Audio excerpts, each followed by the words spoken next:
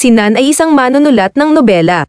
Siya ay sumusulat ng maraming mga nobela na naapektuhan ng kanyang pag-ibig sa isa sa mga pinakasikat na manunulat at may-ari ng kumpanya ng pag-i-edit ng libro na tinatawag na si Lu. Inililipat ni Nan ang kanyang pag-ibig kay Lo sa kanyang mga nobela at ginagawang bida si Lo at siya ang pangunahing tauhan. Upang mapagkumpleto ang drama ng kwento, isinusulat ni Nan ang isang masamang karakter na sobrang in love sa kanya at palaging sinusubukang sirain ang relasyon nila ni Lu.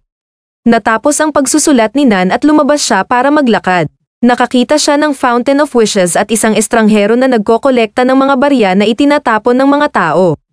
Galit si Nan sa estranghero dahil sa pagnanakaw ng pera, pero sinabi ng lalaki sa kanya na ang mga baryang ito ay wala ng silbi, ngunit tiningnan niya ang kanya. Bigla na lamang nahulog ang kwintas ni Nan sa tubig at pumunta siya para kunin ito. Ngunit sa pagkuha niya ng kwintas, bigla siyang napulot ng tubig at napalubog sa fountains. Isang estranghero ang biglang nagpakita para iligtas siya, at pagkagulat ni Nan, nawalan siya ng malay. Nang magising siya, nagulat si Nan na si Xiao ay nasa tabi niya. Tinulungan siyang bumangon ni Xiao at sinabihan siya na hindi malalim ang fountain at hindi sila malulunod doon. Umalis si Xiao para pumunta sa aklatan. Sa kanyang paglalakad, nagtaka si Xiao dahil may mga tao na nagpa-picture sa kanya dahil sa kakaibang suot niya. Pagdating niya sa aklatan, nagsimula siyang maghanap ng mga libro upang malaman kung saan siya naruroon. Ngunit napagtanto niya na ang mga damit na suot niya ay para sa 200 taon na ang nakalilipas at hindi niya alam kung paano siya napunta roon.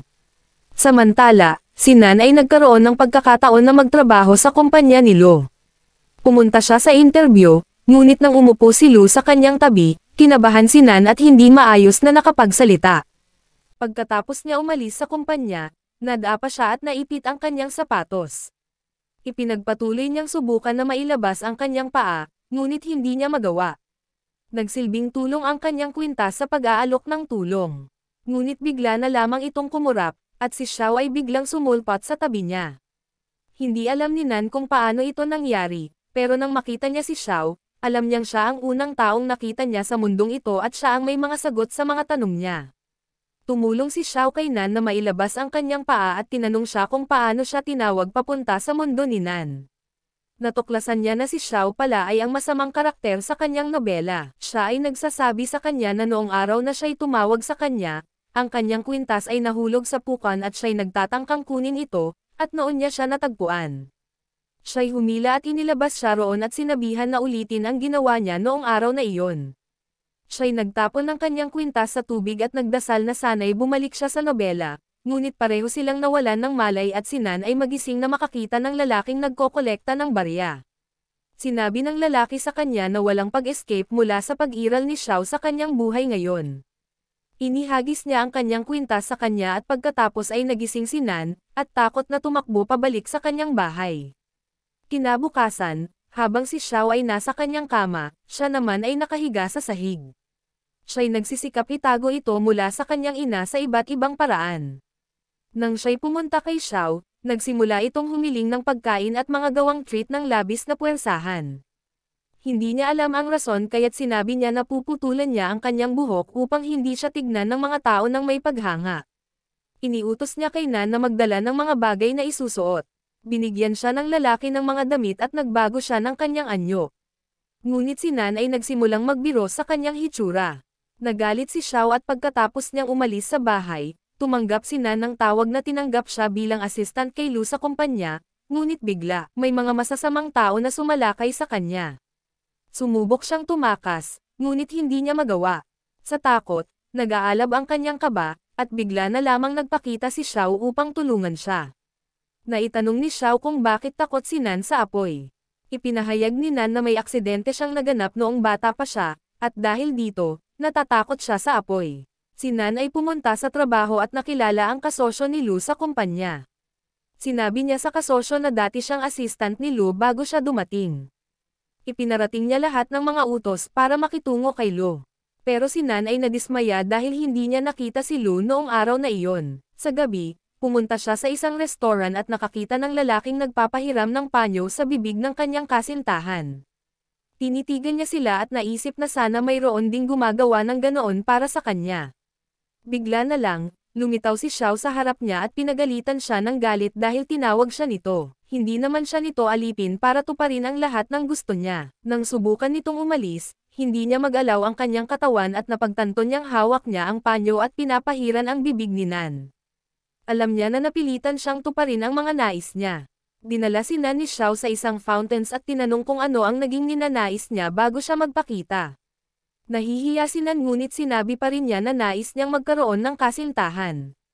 Alam ni Xiao na ngayon ay napilitan siyang tuparin ang kanyang nais, kaya't nagdesisyon siyang tumulong. Sa pagbabalik, umulan kaya't ayaw ni Nan na magkaroon ng payong.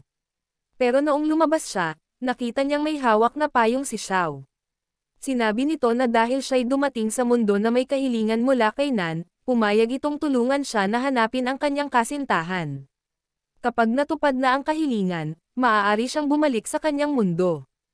Pumayag si Nan na manatili si Xiao sa kabilang apartment na kaharap ng kanyang unit, at sinabi niya sa kanyang ina na kamag-anak ito ng kaibigan niya.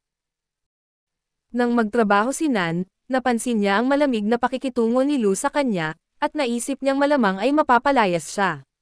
Pumunta siya sa bahay ni Lu upang kunin ang kanyang pinakabagong nobela, at doon siya nagulat na makita si Lu na may dugo sa katawan. Sumigaw siya ng tulong, at bigla na lamang lumitaw si Xiao upang tulungan siya. Natuklasan ni Xiao na sabon lang pala ang dugo at nagising si Lu. Tinulungan ni Xiao si Lu at napansin niya ang kaba ni Nan. Nang tanungin niya si Nan, inamin nito ang kanyang pag-ibig kay Lu. Ipinagtapat ni Nan ang kanyang damdamin kay Lu, ngunit inamin niyang mahiyain siya kaya't hindi siya makapagpahayag ng maayos. Bigla na lamang naramdaman ni Xiao na may kakaibang damdamin sa kanyang puso. Ngunit sa huli, tinanggihan niya ito at sinabi kay Nan na ang misyon niya ay gawing magkasama sina Nan at Lu para matupad ang kanyang kahilingan at maibalik siya sa kanyang mundo. Nang itanong ni Xiao kung may iba pang taong gusto si Nan maliban kay Lu, biro ni Nan na si Xiao ang gusto niya. Sa pagkasabi nito, sobrang bilis ng tibok ng puso ni Xiao, ngunit ipinahayag ni Nan na biro lang ito, kaya't nagalit si Xiao at pinalayas siya. At si Nan sa hagdan, nakita niya si Xiao na tila binabalot ng dugo at wala ng buhay. Sumigaw siya at umiyak, ngunit bigla na lamang binuksan ni Xiao ang kanyang mga mata. Napagtanto ni Nan na ito'y biro lamang pala ni Xiao bilang parusa sa mga ginawa niya. Kinabukasan, inihanda niya siya ng bagong estilo ng damit upang magustuhan siya ni Lu. Ngunit nadagdagan ng problema dahil si Xiao ay naiipit sa elevator na lasing. Malungkot nitong sinabi kay Nan na mahal niya ang dati niyang assistant na siya, Nan. Siya'y palaging nakabantay sa kanila sa mga kamera at lumabas na siya pala ang may kagagawan ng sitwasyon na ito. Ngunit nang makitang lumalapit si Lu, bigla na lamang sumiklab sa kanya ang selos na hindi maintindihan ni Xiao. Kaya't sa kabila ng ginawa niya, hindi niya ito matiis at binuhat siya mula sa elevator. Pero nang hawakan niya si Nan, tumaas ang tibok ng kanyang puso. Bago pa niya masabi na hindi niya ito matiis, bigla siyang umalis at tumakas, at nagtago sa kanyang bahay. Sumabay sa damdamin ng pag-ibig ang pagkainggit at galit sa kanya, at nag-isip siyang tila gusto niyang sirain si Lu magpakailanman. Ngunit nagdesisyon siyang pigilan ito upang hindi masira ang kahilingan ni Nan. Kinabukasan, tinanong ni Lu siya na huwag sabihin sa iba ang nangyari sa kanila at humihingi siya ng payo para mapalapit sa kanya. Kaya lumabas sila at tinuruan niya si Lu kung paano maging malapit sa isang babae. Pero pagkatapos ni Lu umalis, siya'y nagsimulang uminom na may lungkot at iniisip ang nawalang pag-ibig. Sa oras na iyon, si Xiao naman ay galit sa kanyang bahay dahil inakala niyang sila ni Nan ay lumalabas. Pero naririnig niya si Nan na kumakatok sa pinto na lasing at hawak ang ice cream. Sinabi niya kay Xiao na hindi pa niya natitikman ito at sigurado siyang magugustuhan niya. Lumapit si Nan at inilagay ito sa bibig ni Xiao, para bang isang bata. Gustong-gusto ni Xiao ang lasa nito, ngunit bigla'y kumuha rin si Nan ng kagat dito at sa kanyang pag-aantok ay nahimlay sa balikat ni Xiao. Naiwan si Xiao na hindi alam ang gagawin, dahil sa kakaibang kabog ng kanyang puso. Inilipat ni Xiao si Nan sa kama at nanatili sa tabi niya, iniisip ang biglaang damdamin ng pag-ibig na bumalot sa kanya nang hindi inaasahan. Ngunit mas masahol pa sa lahat, naramdaman niyang gusto niya rin siyang asarin, na parang nasa tabi lang niya. Kinabukasan, agad siyang lumundag papunta sa kanyang balkonahe bago pa gumising si Nan. Ang mga sumunod na araw ay mahirap para kay Xiao. Tuwing malapit si Nan sa kanya, hindi niya mapigil ang hindi mapansin ito. Kaya't nagpasya siyang lumayo sa kanya ng tuluyan. Tinawag siya ni Nan sa gabi para makipag-date sa isang kaibigan, ngunit tumanggi si Xiao at ipinakita niyang ayaw.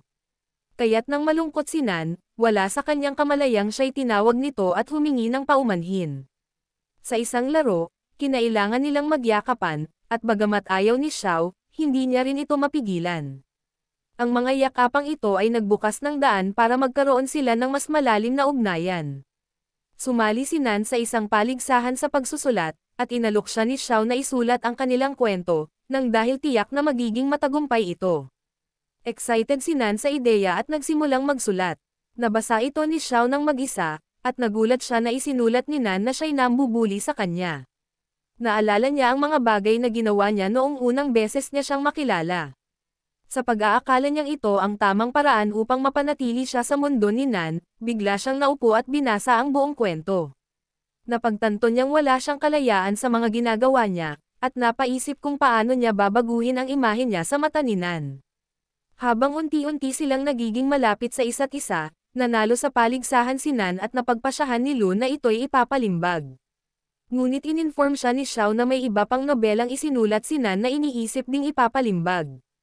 Ito ang nobelang kung saan lumitaw ang masamang karakter ni Xiao. Binasa ni Xiao ang nobela at natuklasan na hindi siya mula sa ibang mundo kundi isa lamang karakter sa nobela ni Nan. Doon niya na-realize kung bakit niya naramdaman ang pagnanasa na pang-aabuso kay Nan, kung bakit siya nagselos kay Lu, at kung bakit niya ito minahal ng sobra. Ito pala ang itinadhana sa kanya. Si Nan ng Xiaomi ay umiiyak at sinasabi sa kanya na hindi niya alam na siya'y sobrang masama at na ang mga bagay na isinulat sa nobela ay nangyari na at nasira niya ang relasyon niya kay Lu at wala siyang saysay na tao dahil hindi siya kahit isang tunay na tao. Sinabi ng isang lalaki sa kanya na hindi niya nasira ang lahat dahil mula pa noong simula, mahal ka na ni Lu at hindi ka masama tulad ng nakasulat sa nobela. Tapos inamin ng lalaki ang pag-ibig niya sa kanya at natuwa si Xiao doon. Nagpasya siyang ipagdiwang ang kanyang kaarawan, ngunit bigla siyang nawala matapos niyang tuparin ang kahilingan ni Xiao na makahanap ng kasamang kaluluwa. Nawasak ang buhay ni Nan. Si Xiao ay bumalik sa mundo ng nobela, ngunit siya'y naghahanap ng isang puok at inihagis ang isang barya sa isang batis at humiling na makabalik kay Nan. Sumubok siyang bumalik ngunit hindi ito nangyari hanggang isang araw. Narinig niyang sumisigaw si Nan na humihingi ng tulong. Kaya't somehow ay nakabalik siya kay Nan at napaligiran ito ng apoy. Iniligtas niya si Nan at nagulat ang lalaki sa kanyang pagbabalik ngunit labis siyang natuwa dahil bumalik siya. Sa gabi, siya'y nanaginip tungkol kay Nan noong siya'y estudyante pa at kasama ang isang lalaki. Nagkataon na mahal nila ang isa't isa ngunit hindi nila ito inamin. Alam niya na kapitbahay nila ang lalaking ito at kasama niya ang nanay nito sa kabilang apartment sa harap ng apartment ni Nan at ng kanyang tatay. Kasama rin niya ito sa paaralan at kahit mahal niya si Nan, minsan ay ini-intimidate niya ito. Isang araw, may sunog sa laboratorio ng eskwela at ang ama ni Man ang guro. Kasama niya si Nan nang mangyari ito. Nang makita si Nan ni Man, nagmadali siyang iligtas ito. Nang bumalik siya para iligtas ang ama ni Nan, sumabog ang laboratorio na sila'y nasa loob. Mula noon, inampun siya ng nanay ni Man at mula noon ay magkasama sila. Ngayon, alam niya na ang kanyang misyon ngayon ay tulungan si Nan. Nang kausapin niya si Nan tungkol sa kwento, sinabi ni Nan na dati mahal niya si Man ngunit hindi siya mahal nito at pinahihirapan pa siya. Nangyari rin ang sunog na iyon noong panahon ng eskwela. Nang mabalitaan ito ni Man, dali-dali siyang pumunta upang iligtas si Nan. Sinabi niya kay Nan na iniwan siya nito at inapi ngunit pinili niyang manatili sa tabi niya. Namatay siya dahil sa kanyang desisyon na iligtas si Nan, hindi ito sa pilitan. Pagkatapos ng kwento, naglabas si Man ng kandila at sinindihan ito sa harap ni Nan. Sa unang pagkakataon, hindi naramdaman ni Nan ang takot. Ngunit bigla na lang siyang nawala at naglaho muli. Lumitaw siya sa kanyang mundo malapit sa batis, at nagpakita ulit ang lalaking nagkokolekta ng barya na dati niyang nakita. Sinabi ng lalaki na natupad na niya ang kanyang misyon. Ngunit hindi siya talaga isang karakter mula sa nobela ni Nan kundi siya'y nalulunod ni Mao, parang anghel ng kuweba, noong siya'y bata pa at nakilala ang kapitbahay. Kumuha siya ng barya upang mag-akma ng kanyang hiling ngunit nahulog ito. Binigyan siya ng batang iyon ng mahiwagang barya para sa kanyang hiling, ngunit kinuha nito ang barya at tumakbo pauwi. Sa kanilang tahanan, ginuhit niya ang karakter ni Xiao at ginawang tagapagtanggol ni Nan at tagapagtaguyod ng kanyang hiling. Nais niyang bantayan siya magpakailanman. Dala ng mahiwagang barya ang kahilingang ito. Pagkamatay ni Mao, natagpuan ng iba ang barya at ginawa itong kwintas. Isinuot ito at sa mahiwagang bisa ng kwintas, naapektuhan si Nan at isinulat sa nobela ang karakter na hiniling ni Mao. Nang malaglag ang barya sa kuweba, natupad na ang kahilingan. Ngunit dahil hiling ni Mao na manatili si Xia sa kanya magpakailanman, kinakailangang matupad ang kahilingan na iyon. Kaya't bigla na lang siyang nawala at lumitaw ulit sa harap ni Nan. Inilahad niya sa kanya ang lahat at sa wakas, naging tunay na tao na siya. Magkasama sila. Ito ang wakas ng drama ngayon. Kung nagustuhan mo ito, huwag kalimutang mag-subscribe para sa marami pang kwento.